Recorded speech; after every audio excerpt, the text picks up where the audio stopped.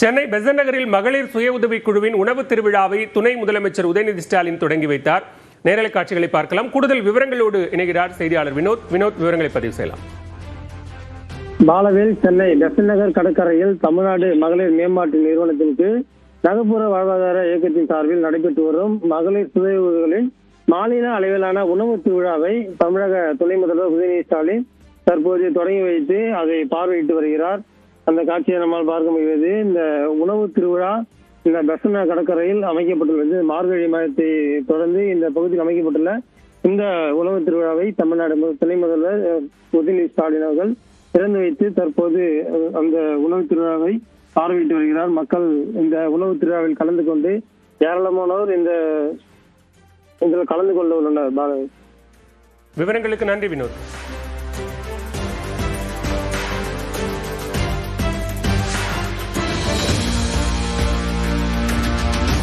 தொடர்ந்து எக்ஸ்பிரஸ் 18 செய்தி தொகுப்புகளை பார்க்கலாம்.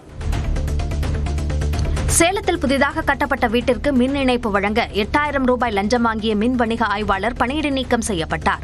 வெள்ளாளப்பட்டியைச் சேர்ந்த சுகந்தி என்பவர் தான் புதிதாக கட்டிய வீட்டிற்கு மின் இணைப்பு கேட்டு மின்வாரியத்தில் விண்ணப்பித்தார். இதற்கு மின் வணிக ஆய்வாளர் இளையராஜா லஞ்சம் கேட்ட நிலையில் சேலம் லஞ்ச ஒழிப்புத்துறையில் சுகந்தி புகார் அளித்தார். பின்னர் இளையராஜாவிடம் சுகந்தி பணத்தை கொடுத்தபோது காவல்துறையினர் அவரை கையும் களவுமாக கைது செய்தனர். இதையடுத்து இளையராஜா பணியிடை நீக்கம் செய்யப்பட்டார்.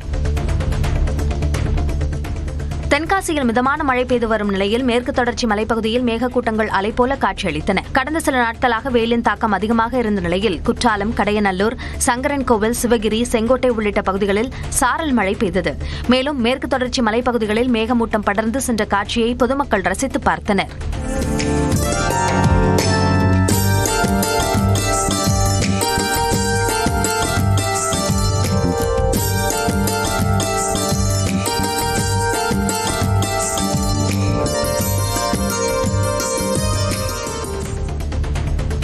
சேலம் மாவட்டம் மேட்டூரில் கட்டுப்பாடின்றி சென்ற ஆட்டோ கவிழ்ந்து 8 பேர் காயமடைந்தனர். ஞானக்கன் தேவாலயத்தில் வழிபட்டுவிட்டு 8 பேர் ஆட்டோவில் சென்றனர். அங்கிருந்த சாலையில் வேகத்தடை இருந்ததை கவனிக்காததால் ஆட்டோ அதன் மீது ஏறி கட்டுப்பாட்டை இழந்து சென்றது. அப்போது சாலையில் நடந்து சென்ற பிரவீனா என்பவர் மீது ஆட்டோ மோதியதில் அவர் கீழே விழுந்தார். பின்னர் ஆட்டோவும் கவிழ்ந்த நிலையில் அதிலிருந்து 7 பேர் காயமடைந்தனர். இதுகுறித்து மேட்டூர் காவல் நிலையத்தினர் விசாரணை நடத்தி வருகின்றனர்.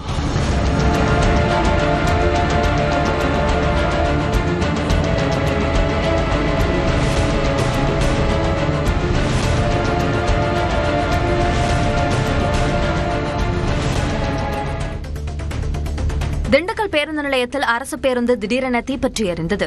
போடியிலிருந்து அறந்தாங்கிக்கு அரசு பேருந்து ஒன்று சென்று கொண்டிருந்தது. திண்டுக்கல் வழியாக சென்ற நிலையில் பேருந்து நிலையம் அருகே என்ஜினில் தீப்பற்றி பேருந்து எரிந்தது. உடனே பேருந்தில் இருந்த தீ கட்டுப்பாட்டு உபகரணங்களை வைத்து ஓட்டுநர், நடத்துனர் ஆகியோர் தீயை கட்டுப்படுத்தினர். பின்னர் அங்கு வந்த தீயணைப்புத் துறையினர் தீயை முழுமையாக அணைத்தனர். தீயில் பேருந்தின் முன்பக்க பகுதி எரிந்தது. தீ ஏற்பட்டதும் பயணிகள் இறங்கியதால் யாருக்கும் எந்த பாதிப்பும் ஏற்படவில்லை. தஞ்சாவூர் மாவட்டம் பட்டீஸ்வரம் அரசு மேல்நிலைப்பள்ளி மாணவர் கவியரசன் படுகொலை சம்பவத்தை கண்டித்து குடும்பத்திற்கு 1 கோடி ரூபாய் இழப்பீடு வழங்க கோரி பாமக சார்பில் கண்டன ஆர்ப்பாட்டம் நடைபெற்றது. கடந்த 2 வாரங்களுக்கு முன்பு சக மாணவர்கள் தாக்கியதில் கவியரசன் உயிரிழந்தார். இந்த விவகாரத்தில் 15 மாணவர்கள் கைது செய்யப்பட்டுள்ளனர். இந்நிலையில் கவியரசன் குடும்பத்திற்கு இழப்பீடு வழங்க கோரியும் குடும்பத்தில் ஒருவருக்கு அரசு வேலை வழங்க கோரியும் பாமகவினர் 100க்கும் மேற்பட்டோர் பட்டீஸ்வரம் கடைவீதியில் போராட்டத்தில் ஈடுபட்டனர். புதுச்சேரியில் செயல்பட்டு வரும் சுற்றுலா படகு சவாரி இல்லங்களில் காவல்துறையினர் சோதனை நடத்தினர். அங்கு சில இடங்களில் அனுமதியின்றி படகுகள் இயக்கப்படுவதாக புகார்கள் வந்தன. இதனையடுத்து கடலோர காவல் நிலைய காவலர்கள் படகு இல்லங்களில் சோதனை நடத்தினர். அப்போது சுற்றுலா பயணிகளுக்கு கட்டாயம் பாதுகாப்பு கவசம் வழங்க வேண்டும் என்று காவலர்கள் அறிவுறுத்தினர். மேலும் குடிநீர், கழிவறை போன்ற வசதிகளை செய்து தர வேண்டும் என்றும் வலியுறுத்தினர்.